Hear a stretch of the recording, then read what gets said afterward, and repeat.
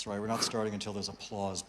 Yeah, that's the rules. So, well, we do have an interesting panel. The one before us was good, but I think we'll do our best to match that.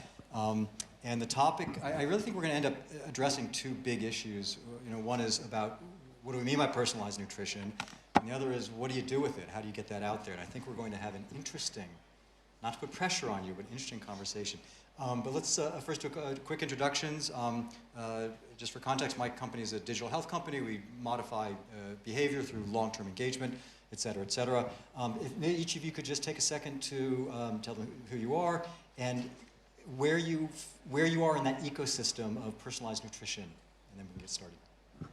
So, hello everyone, I'm Kristina. I'm certified dietitian and head of nutrition and wellness at Kilo Health. We are creating digital health and wellness products, and while I do cooperate and work together with the company to find the solutions, how we could implement personalized nutrition within our digital health and wellness mobile applications and other solutions that we are providing and creating for our customers. Do you want to go for next, then I go? Sure. Hi everyone, my name is Marie-Thérèse. I'm an investor at Earlybird Venture Capital. I'm focusing on digital health and food tech, so that's why I'm covering the intersection where personalized nutrition is most relevant. And yeah, we're an early stage venture capital fund investing in seed and Series A stages.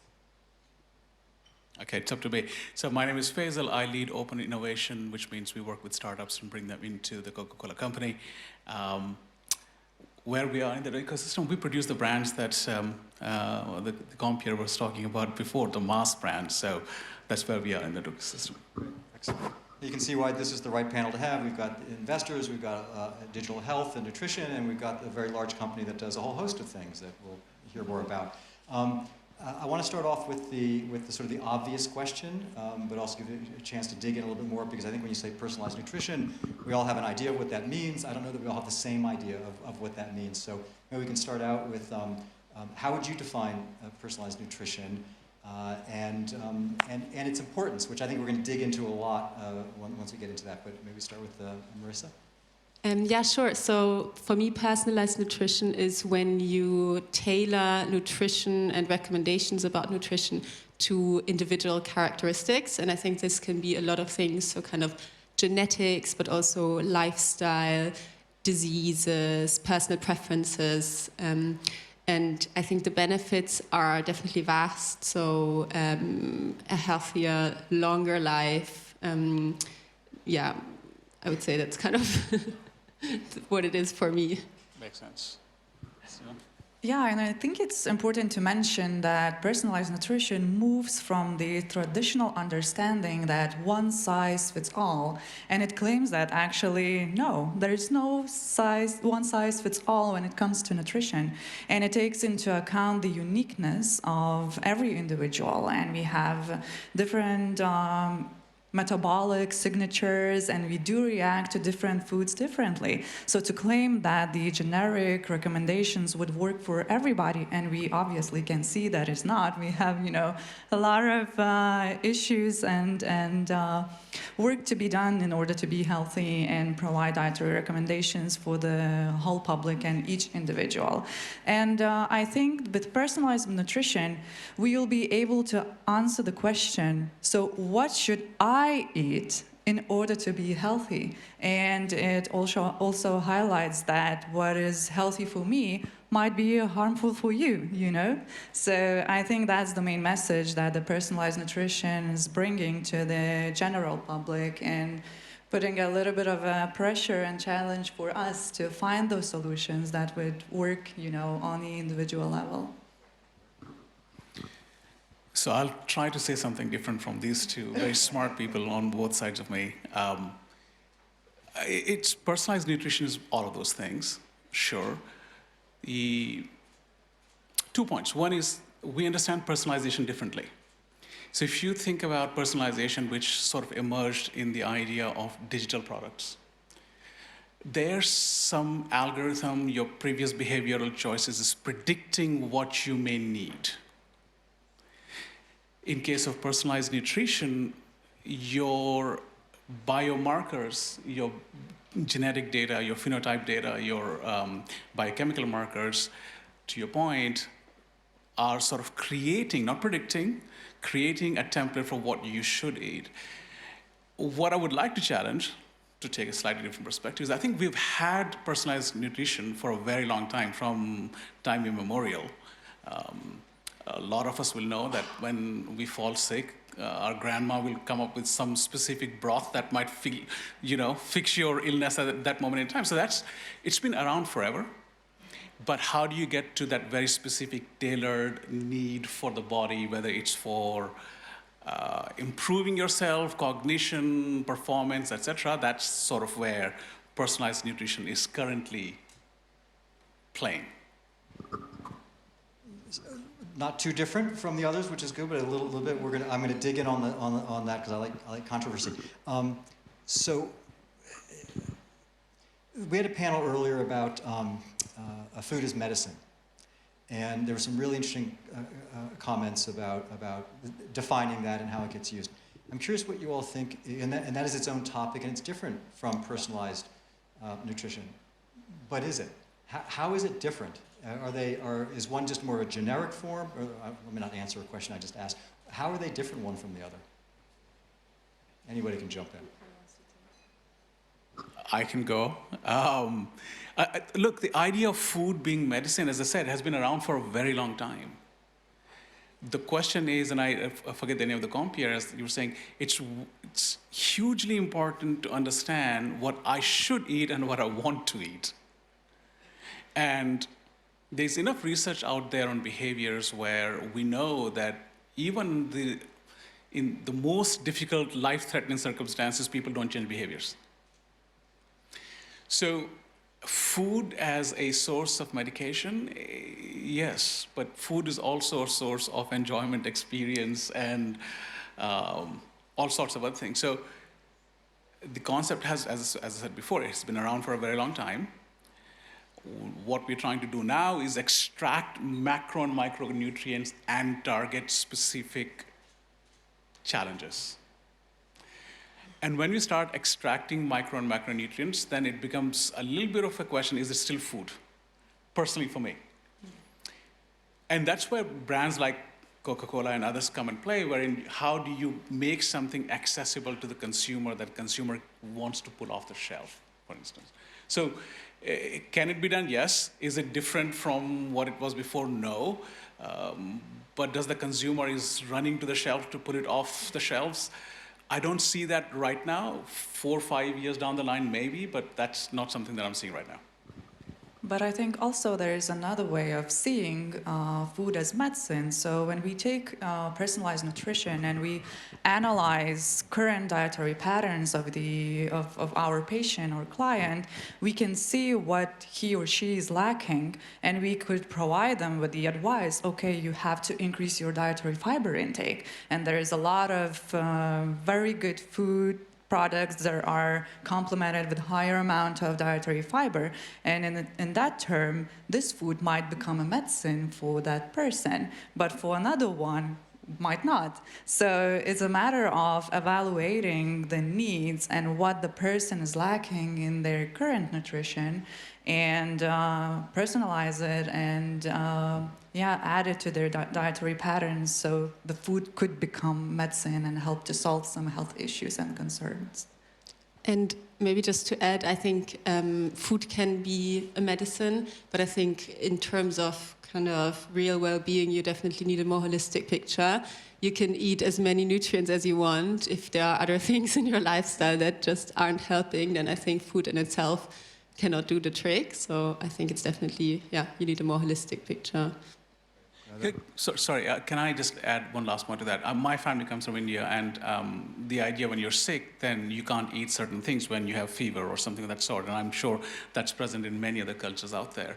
And we then migrated to Australia, and I felt sick, and I went to the doctor the first time, and I asked the doctor, I said, can I eat this? He says, of course. And I said, okay, great, fried chicken it is. So you know, absolutely, it's all of those things, but it's also your lifestyle and it's your behaviors and many other factors that go into that space. Those are great answers, and it helped me understand really it's that food as medicine is a subset of personalized nutrition. Personalized nutrition can be for very many different purposes, and so it's really more of a subset. I'd love to get into a little bit about how we get it out there. How do you get it to not just, I live in a bubble. This is a previous panel talk. Some of us, probably most of us here, live in a little bit of a bubble. We can get what we want, but how do you get personalized nutrition out to more people? And maybe we should start with you a little bit because of what your company does, and you're out there trying to do things, and you're wrestling with that problem all the time. Yeah, so I think digital technologies or technologies overall is a crucial area of development. So we could bring the message and we could bring personalized nutrition on a larger scale. And currently we are at a very early stage yet still, but we are implementing personalized nutrition initiative in our mobile application that tries on solving diabetic patients' dietary needs. And we realize that when we evaluate their current lifestyle and we bring the recommendations, advice, pinpointing their pain areas, we see better engagement, and we see that they're engaging with the mobile application, they are engaging with the educational content better, and they're sustaining with the diet better. So throughout the mobile applications, connecting with wearable devices, and we know that everybody is like wearing one, or having one in their pocket, we can reach it on a higher scale and spread the message, how important all the activities that are you doing throughout the day, and little by little, step by step, provide these tailored recommendations, little advices that would bring the awareness of the importance. So yeah, seeing how the demand of digital technologies are growing right now, I think that's the kind of one of the main areas how we could spread the message about the personalized nutrition. Yeah, and I think maybe to add, so I'm, of course, as a tech investor, a big believer of tech as an enabler of personalized nutrition. I think for me, tech goes a bit beyond kind of mobile apps. It's really also finding new technologies to distribute personalized nutrition to, for example, rural, underserved areas. So developing new technologies of taking blood samples, like dry blood spot technologies, improving these to make it cheaper and really kind of easier. But then I think this whole kind of tech innovation part is one thing. It needs to be done. It's definitely key for me. But I think it also has to go hand in hand with more public efforts, educating people, having policies, and kind of, just spreading the word of the benefits, especially when it goes really into the disease area, also including the kind of health systems of different countries to really kind of, just complement the innovation part with more public attention. So I think what Kristina and you just touched upon was that we need a lot of data,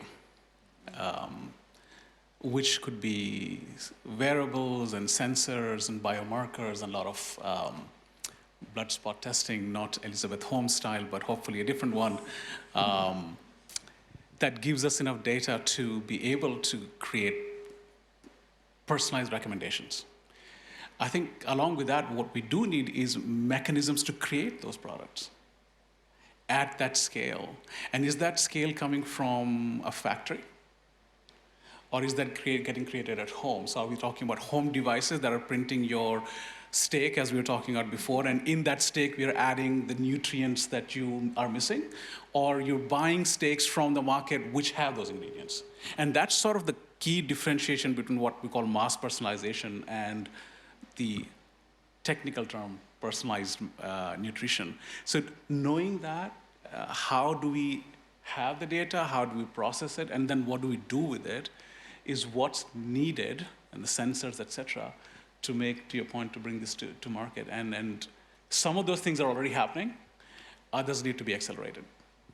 Yeah, and to complement a little bit to the educational point, I think the collaboration with main stakeholders like governmental units or public health specialists it would be also a crucial area where we could bring the message and calm down the consumers a bit, because there's a lot of rumors going around about the personalization and all the additives, what we add into the food, so people become very aware and concerned whether it's a real food, what is it all about. So I think to spread the message from all the levels and areas should be an important part also.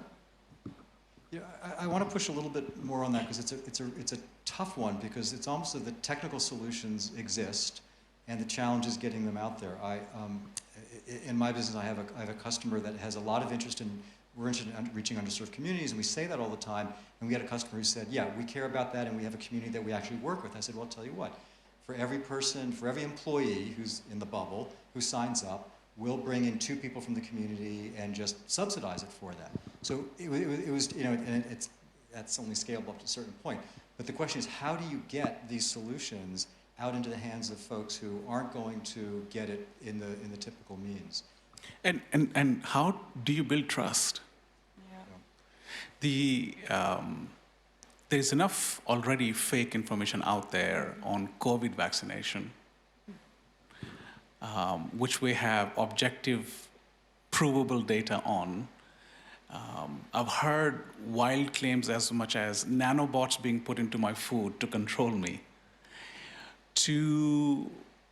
When we say mass or personalized nutrition, are we talking about the wealthy world where we sit?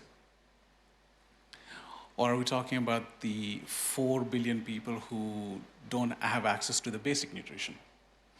And why should those 4 billion people trust us versus nature that has been doing it for billions of years?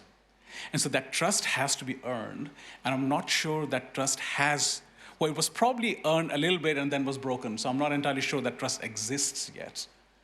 To get to your point about how do we get into the hands of the community? Yeah, I fully agree, and I think personalized nutrition is always associated more with wealthy countries, very expensive solutions, like testing, biomarkers, and then really finding your individual mix of what you should be eating. But as you said, it's so much more than that, and I think getting that message out there is definitely key. And I think then, in the end, it has to be a combination of what I said earlier, so really kind of public support and better technologies that make it available for people who have less buying power, and make these offerings cheaper. Yeah, I think cost-effective ways in not that wealthy communities could be brought also, like educating of local foods that would be nutrient-dense and could be introduced into daily nutrition. We could start from that point, not going on to a very high level where everybody has to wear some continuous monitoring devices, but spreading a message and letting them know what is available in their region or area, what would be healthy, what would be nutritious for them, and also fitting into the cultural differences. That's the other challenge as well that personalized nutrition faces. But I think we could start from the education and the message that would be spread throughout different regions, what to choose, what would be better, what to swap to what, healthier alternatives, and etc. I'm going to shift it up a little bit, and Marissa, I'm going to ask you first, and then kind of the same question to each of you, but it's going to be a little bit different for each of you, which is, when you're looking to invest, what areas are you looking for? I mean, and the more specific you can be, so we can understand what your thinking is, because similar question to both of you, but it'll be different. Like, Faisal, what are you looking at developing out there, and then what would you like to have be invested that's going to help you get your solution out there more? Yeah, so personally, I think my key questions that I'm always trying to understand when I evaluate investment opportunities in the space is really kind of what is the defensibility of that company, because I think there are a lot of companies out there that use very similar approaches, so kind of standard CGM devices, or kind of just regular technologies to analyze your blood and then give recommendations. So I think here it's always really key for me to understand what can give this company a defensible advantage in the long run. And the second part that I always struggle with and need to see a solution for is this really a recurring business? Because for many things, I think it would be sufficient to test it once or maybe once every year, but not like on a very regular basis. So for me, it's always really important to understand what is the company building around kind of the testing and giving a recommendation. How can they increase the frequency of customer interactions and the basket? So I think there are some companies that then are really developing products that they're selling, etc.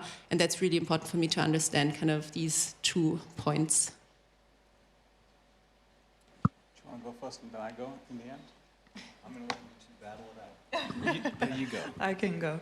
So from our standpoint, since we're collecting a lot of data from our users, like around their lifestyle, around their dietary patterns and blood test results, and etc. So for us, it's really hard to understand how everything correlates with everything, and sometimes some little changes might show completely different way how the person reacted compared to the other, and then you kind of get lost. Okay, so I thought that this advice would work for such, profile of users, and then you bump into the wall that, okay, I have to rethink this because there's another variation that came in and changed the result. So of course we do talk, I do have in mind the big data, artificial intelligence, and machine learning.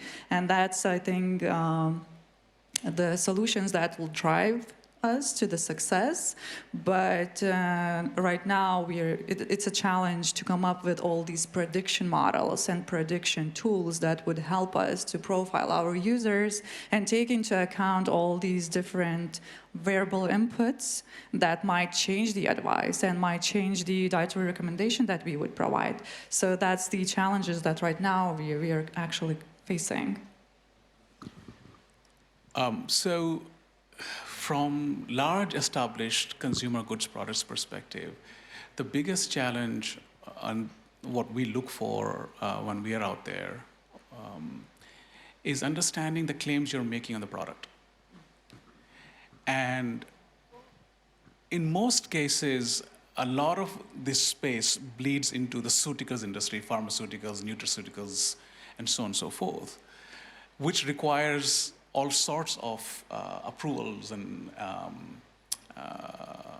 doing experimentation, control trials, and so on and so forth, which a mass company, especially consumer goods company, and I'm talking for the larger sector, not just for my sector, they struggle to do that. And even if you do create a product, what claims can you make on the pack? And that's where, so far, the answer to this challenge has been functional ingredients added to existing product that sort of creates convenience. You know what caffeine does. We can't claim that it will make you wake up, but you know what it does. Therefore, if you buy something with caffeine, you're okay. So vast majority of concern from mass consumer goods companies are around, can you actually claim what you claim to do on the pack? And if you do claim, and if it doesn't actually do, because we can't sometimes, we know what the blood markers are, we can give you the micro and macronutrients, but do you know it had intended in effect? Yes or no, to your point about being able to predict. And what if it doesn't? And what does then consumer come and say to you, well, really your product is basically a sham because you say something and you're doing something else. So these are real challenges that brands have to solve because brand equities are on the line for the products you create. So. Thank you. We'll steal just a couple minutes because we started a couple minutes late. And if we can grab a couple of questions from the audience, we could go on for an hour more, but they won't let us. Any questions from the... Any questions, ladies and gentlemen?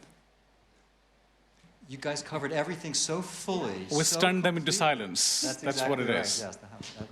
Listen, thank you all. This is the full range to cover this topic. So thank you for taking the time to do this. Appreciate it. Thank you.